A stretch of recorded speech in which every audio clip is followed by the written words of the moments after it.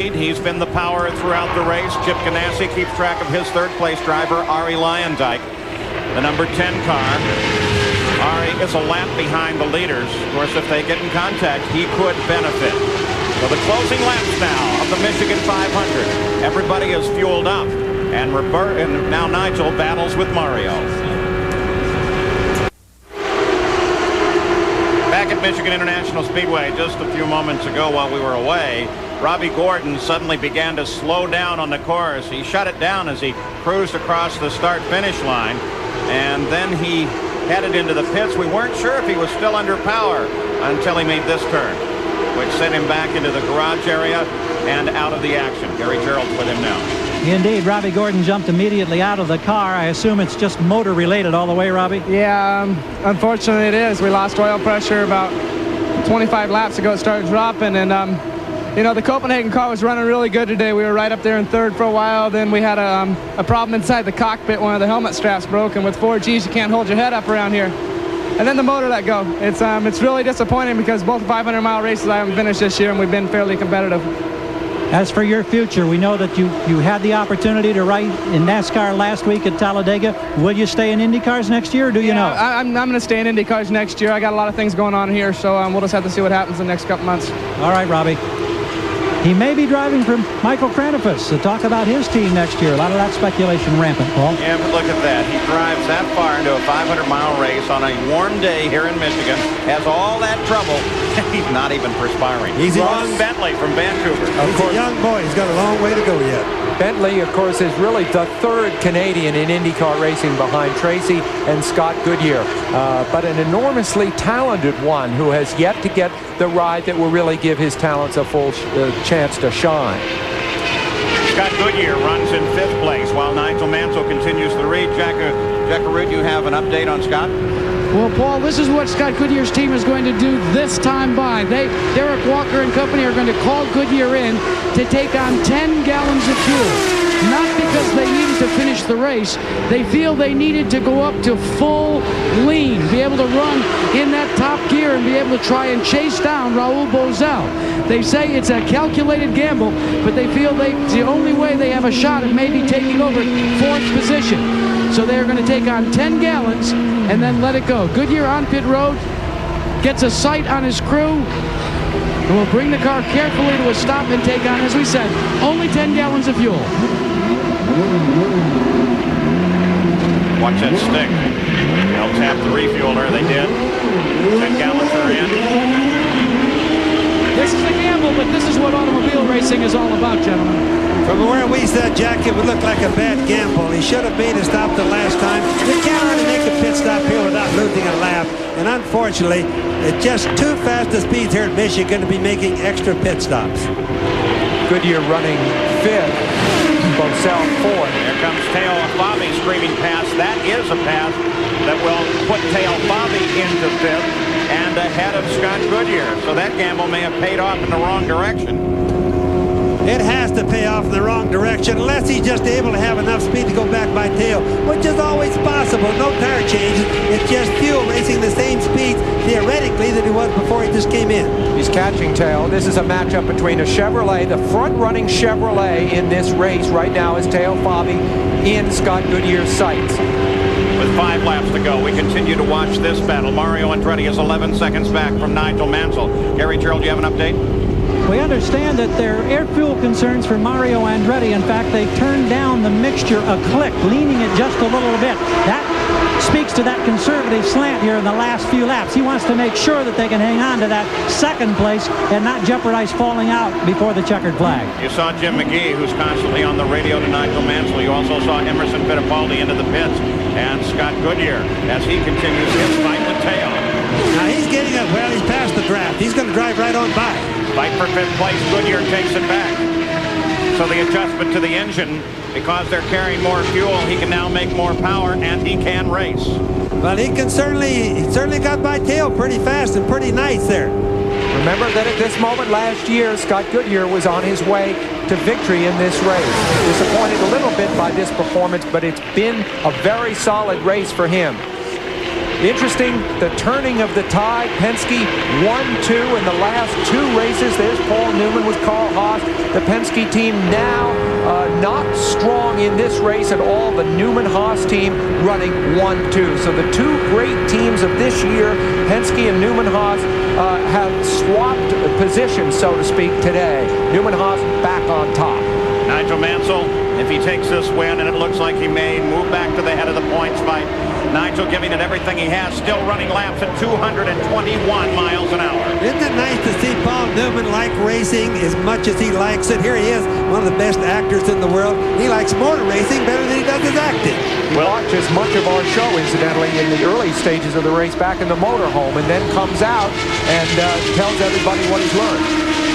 So red number 5, Nigel Mansell, makes the turn onto the 4th turn now, and this time around he should see the white flag. There it is, 2 miles, 1 more lap to go. Will this make up for the Indianapolis 500? Certainly not in purse, but it may prove something both to Nigel and to his fans. He can indeed win at 500 miles on the backstretch. Just 1 mile to go now. Nigel Mansell on his way to his 3rd win as a rookie. He's won on a road course. He's won on a mile oval. And now as he turns toward home, Nigel Mansell has won on a super speedway and won the Michigan 500. Quite a good job by Nigel all day long. And a 1-2 finish for Newman-Haas as Mario Andretti flashes across the line in 2nd place. Ari Luyendyk turns for home in 3rd place. Raul Boesel in 4th. And Scott Goodyear still occupying 5th that he just took away from Teo Fabi. You can just imagine Roger Penske's feelings when these guys came and took his playhouse away from him here today. Really a good show for the Fords. Unfortunately, not too good for Chevrolet today. And there's the Newman-Haas team as Mario Andretti comes up and waves his congratulations to red number 5, Nigel Mansell, the winner of the Michigan 500, and a thumbs up from Al Unser Jr. too. They do like this guy, and they love to race against him. Gary Gerould is in the Newman-Haas pits. Well, Jim McGee, final conversation to his man. How about this rookie in this IndyCar business, Jim? You got to just shake your head in amazement. Yeah, he is. He's amazing. You know, the team did a heck of a job. You know, the Kmart Texaco car really ran super all day. Both cars, and, you know, with Mario's great finish in qualifying, it's been a great day for Newman-Haas. Indeed it has. Get to victory lane. Thank you. Thank you. All right, Paul? You know, there's a guy, Jim McGee, that was with Bobby Rahal, ran his team last year. I just get to thinking that maybe they're missing him right now, Paul. So Nigel Mansell leads 222 of 250 laps to take the win. We'll be talking with some of these IndyCar drivers, and then it's the International Race of Champions immediately following our coverage here at Michigan International Speedway. Now slow for the first time today, really. Nigel Mansell acknowledges the applause of the audience and rolls to a stop.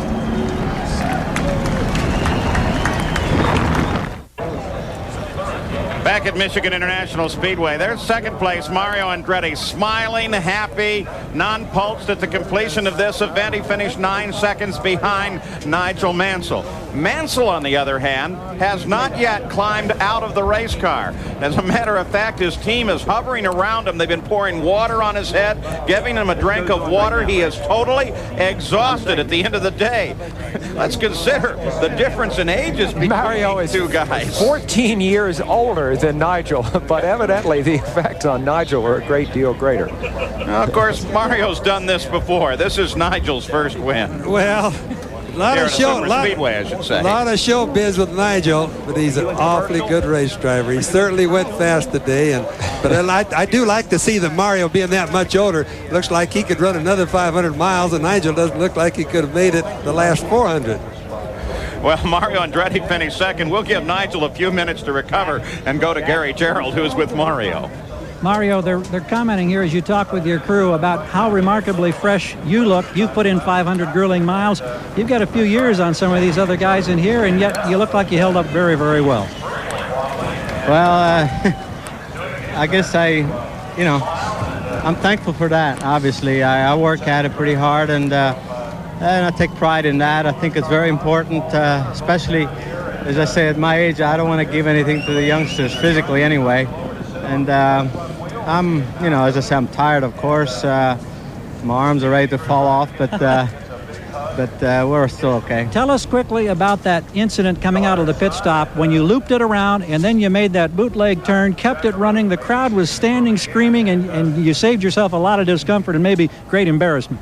Yeah, well, of course, but to get out of the pits were so tight, I had to turn really sharp to miss Nigel's tire. And then when I whipped it the other way, there's absolutely no grip. And there are 2 patches, and it caught me out. I just didn't have enough lock, to catch it back. And I figured, oh, boy. But kept the engine running, and then I figured, well, as easily as it spun this way, I know I can spin it the other way. So high drama on pit road. Congratulations, Mario. Thank you. Jack?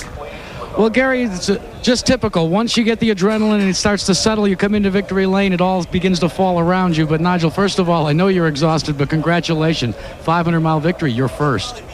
Just fantastic, and all credit to the team. The team did just a fantastic job, and I lost a lot of my readouts on the dashboard, and I was relying very strongly on the team and Jim McGee to give me the information, and I'm just so happy. It's a fantastic victory for all the sponsors.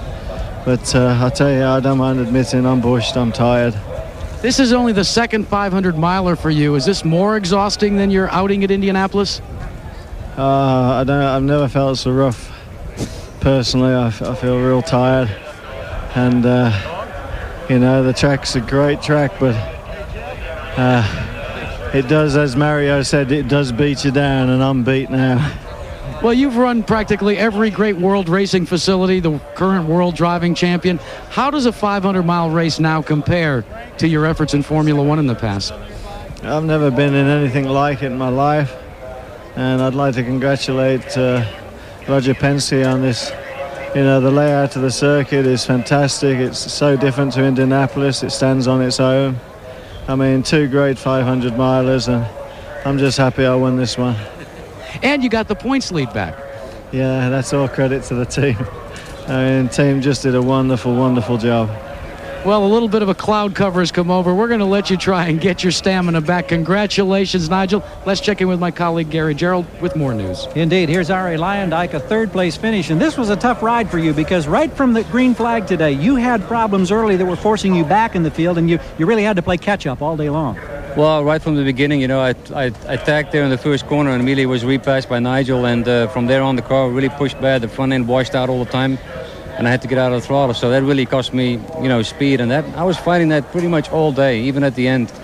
And finishing third is great. The Target Scotch video team did a good job, but we were third, but there were a lot of people that were quicker than us, but they had their own problems. My crew did a great job in the pits. We didn't have any problems with wrong timing on the yellow flags. That also helped us a little bit. So we're third today, and we're happy with it. Something about Arie Luyendyk and super speedways that mix very, very nicely. You're always strong in these 500-milers. Well, I wish I would have been a little bit stronger today because Newman Haas team was really in a class of their own, and it would have been a lot more fun to be able to compete with them.